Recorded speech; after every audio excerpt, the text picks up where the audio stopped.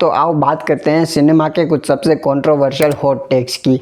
And in case तुम्हें hot takes के बारे में नहीं पता तो हॉट टेक्स बेसिकली कुछ ऐसे ओपिनियंस होते हैं जिससे सब लोग पूरी तरह से अग्री नहीं करते और कुछ एक्सटेंट्स तक बहुत ज़्यादा कंट्रोवर्शियल एंड डिबेटेबल भी होते हैं। एंड आज हम ऐसे ही कुछ कंट्रोवर्शियल हॉट टेक्स को डिस्कस करेंगे, जिसमें से सबसे पहला ही हॉट टेक आता है कि बॉलीवुड में नेपोटिज्म इतनी बड़ी प्रॉब्लम नहीं है बल्कि मीडियोक्रिटी उससे ज़्यादा बड़ी दिक्कत है, जो कि बहुत हद तक सही भी है। क्योंकि देखो, नेपोटिज्म हर जगह होता है और हमेशा ही होता रहेगा। इवन मूवीज़ के अलावा दूसरी इंडस्ट्रीज़ में भी नेपोटिज्म भर भर के होता है।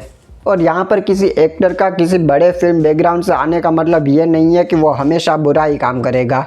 हमने पास्ट में बहुत सारे ऐसे एक्टर्स देखे हैं जो बहुत पोर्स बैकग्राउंड से आते हैं पर फिर भी उन्होंने बहुत अच्छा काम करा है, जैसे कि रणबीर कपूर, आलिया भट्ट, करीना कपूर, बॉबी देओल, ऋतिक रोशन और भी बहुत सारे हैं। एंड ऑनेस्टली प्रॉब्लम ये नहीं है कि कोई स्टार किड है। प्रॉब्लम तब आती है जब तुम्हारे इतने एवरेज काम होने के बाद भी तुम्हें किसी टैलेंटेड इंसान से ज़्यादा अपॉर्चुनिटीज़ मिले। मतलब जब तुम्हारा स्ट्रगल ही मेकअप वैन से वैनिटी वैन तक का हो, तब ऐसे में ऑडियंस तुमसे कनेक्ट कैसे करेगी, राइट? और देखो, ऑनेस्टली किसी को फ़र्क नहीं पड़ता कि तुम्हारा लास्ट नेम क्या है। अगर तुम ऑडियंस को अच्छा कंटेंट दे रहे हो तो ऑडियंस हमेशा तुम्हारी परवाह करेगी, जिसका सबसे अच्छा एग्जांपल है शाहरुख खान। शाहरुख खान ने हमेशा से ही ऑडियंस को कुछ अलग देने की कोशिश की है, जिसकी वजह से लोग शाहरुख खान को इतना पसंद करते हैं। और वहीं पर कुछ ऐसे एक्टर्स भी हैं जिन्होंने टाइम के साथ एक्सपेरिमेंट्स करना बंद कर दिए हैं, जिसकी वजह से उनके रीसेंट प्रोजेक्ट्स बहुत ज़्यादा मीडियोकर बनते जा रहे हैं। And as we discuss, mediocrity ज़्यादा बड़ी प्रॉब्लम है नेपोटिज्म से। और यहाँ पर मीडियोक्रिटी सिर्फ एक्टर्स के लिए नहीं है, वो पूरी सिस्टम के लिए है। फिर चाहे वो एक्टर्स हो, प्रोड्यूसर्स हो, डायरेक्टर्स हो या फिर राइटर्स हो, सब के लिए। तो इसके बाद अगला हॉट टेक आता है कि Spiderman no way home is overrated. And देखो, कमेंट्स में मुझे गालियाँ देने से पहले मैं बता दूँ कि ये टेक मुझे इंटरनेट पर मिला है।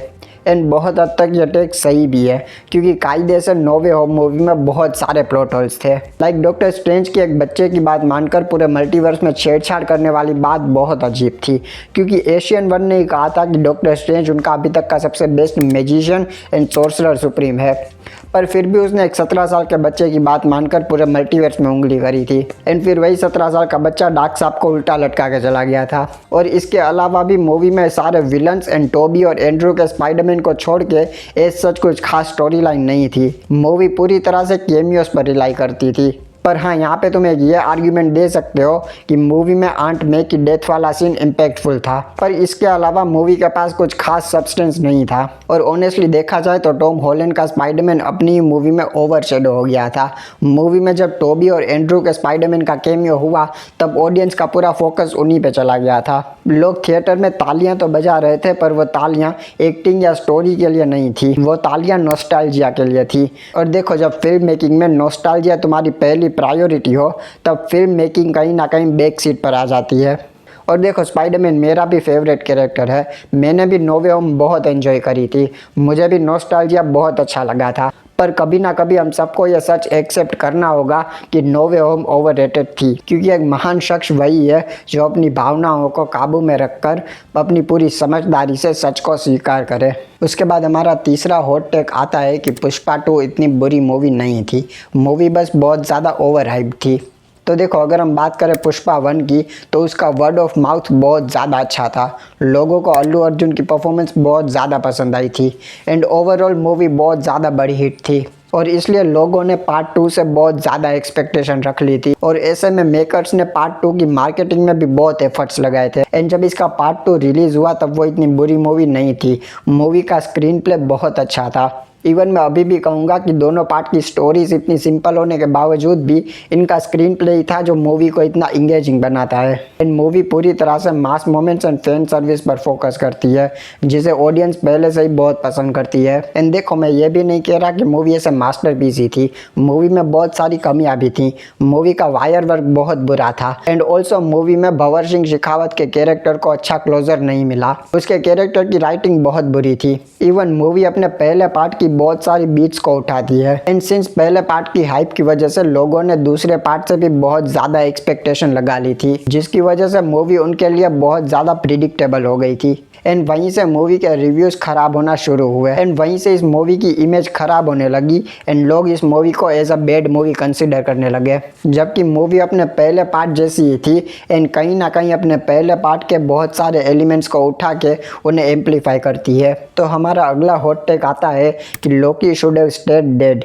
एंड देखो ये बहुत डिबेटेबल टेक है, क्योंकि जहाँ तक बात है लोकी के इन्फिनिटी वॉर में मरने की, तो लोकी का कैरेक्टर आर्क वहीं पर ख़त्म हो चुका था। हमने लोकी का एक केओटिक विलन से लेके एक हीरोइक सेक्रीफाइस तक ट्रांजिशन होते हुए देखा है, जो लोकी के कैरेक्टर आर्क को फुल सर्कल में दिखाता है। और वहीं पर लोकी सीरीज़ में हमें लोकी की अलग स्टोरी दिखती है 2012 वाली टाइमलाइन की, जहाँ पर लोकी हरामी था एंड वहाँ पर भी लोकी का कैरेक्टर आर्क हमें फुल सर्कल में कंप्लीट होता हुआ दिखता है, क्योंकि वहाँ पर भी स्टार्टिंग में लोकी एरोगेंट एंड सेल्फिश था, पर अंत आते आते उसने सबके लिए सबसे बड़ा सेक्रीफाइस करा था।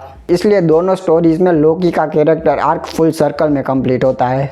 और इसलिए तो ये सवाल आता है कि क्या लोकी को ज़िंदा करना सही ऑप्शन था। तो देखो, अगर लोकी को ज़िंदा नहीं करते तो हमें लोकी जैसी अच्छी सीरीज़ देखने को नहीं मिलती, इवन कैंग और टीवीए वाली स्टोरी लाइन भी देखने को नहीं मिलती, इवन तो वो तो हमें अभी भी देखने को नहीं मिलने वाली। पर मार्वल लोकी के थ्रू ही एमसीयू के नेक्स्ट बिग डैडी कैंग को सेटअप करने वाला था, जिससे अल्टीमेटली हमें एक अवेंजर्स की मूवी देखने को मिल जाती, जिससे मार्वल का ही फ़ायदा होता।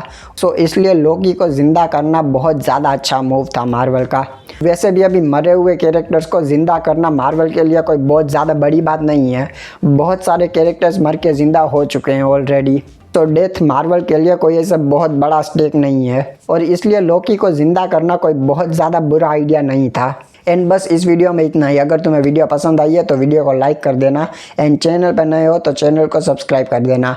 मेरे सारे सोशल मीडिया के लिंक्स तुम्हें डिस्क्रिप्शन में मिल जाएंगे, स्पेशली लेटर बॉक्स का अकाउंट, क्योंकि मैं वहाँ पर अभी थोड़ा ज़्यादा एक्टिव हूँ, तो वहाँ पर भी तुम जाके फॉलो कर सकते हो।